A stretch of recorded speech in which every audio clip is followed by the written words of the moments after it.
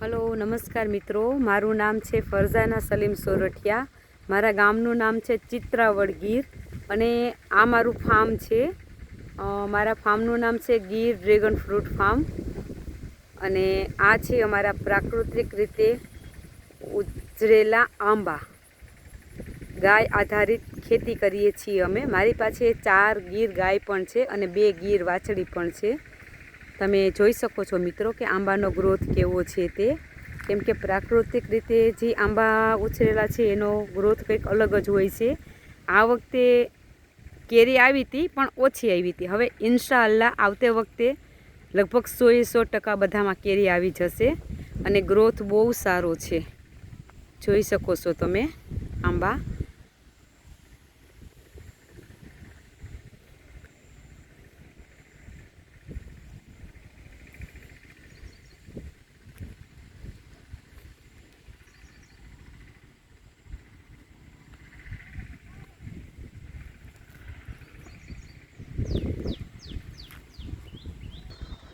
જોઈ શકો છો મિત્રો તમે. હવે અમારે ડ્રેગન ફ્રૂટનું ફાર્મ પણ છે. હવે હું તમને મારા ડ્રેગન ફ્રૂટ બતાવીશ.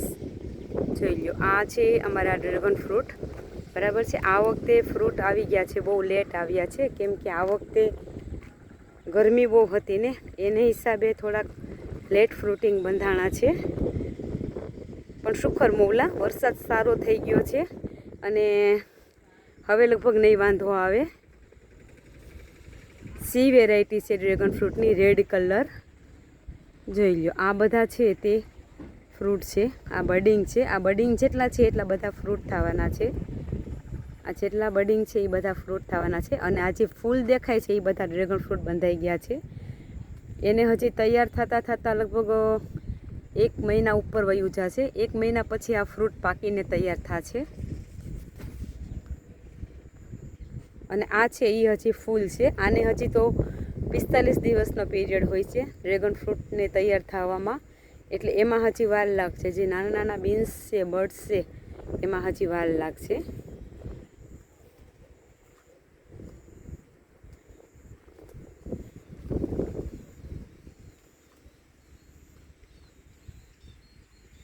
જોઈ લો મિત્રો, આ છે એ અમારી પાસે પિંક કલરની વેરાયટી હતી, પણ પિંક કલરનું જે ફ્રૂટ હતું એ સાઇઝ બહુ નાની થતી હતી, એટલા માટે અમે એ ફ્રૂટ બધા નીકાળી અને હવે પાછા અમે જે આ રેડ કલરના છે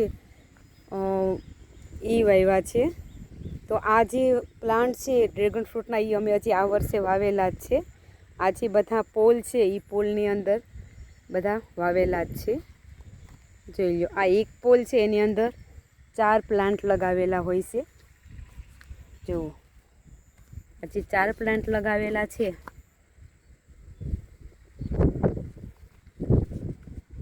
એ પછી એવી રીતના થઈ અને આવી રીતના ગ્રોથવાળું બની જાય છે.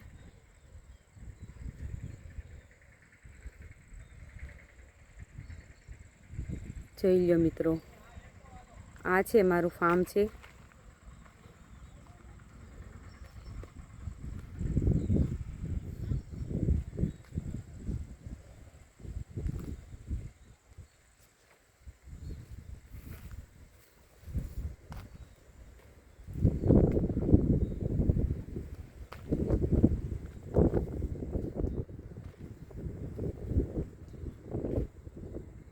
ઓકે મિત્રો, તો તમને મારું ડ્રેગન ફ્રૂટનું ફાર્મ કેવું લાગ્યું એ મને કોમેન્ટ કરજો, લાઈક કરજો, શેર કરજો અને વિડીયોને સબસ્ક્રાઈબ કરજો. નમસ્કાર મિત્રો.